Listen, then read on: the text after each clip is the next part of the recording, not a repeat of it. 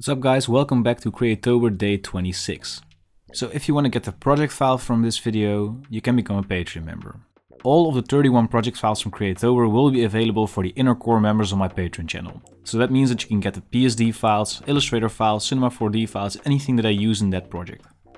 If you want to learn more, check out the link in the description down below. For the word acid, I can only do the thing I like doing the most, designing acid graphics. I figured it would be cool to design a large poster containing all kinds of acid graphics and dope fonts that I found throughout the years of designing in this style. An extra added challenge as well is that I couldn't use any of my existing shape packages, and I think I succeeded in that.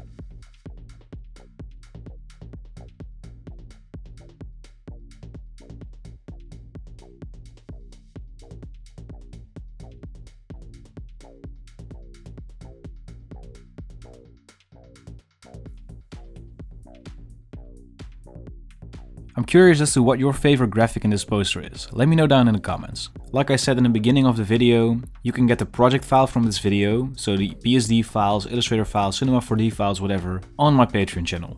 There's a link down in the description if you want to check it out. And be sure to check in again tomorrow for the next day of Creatober.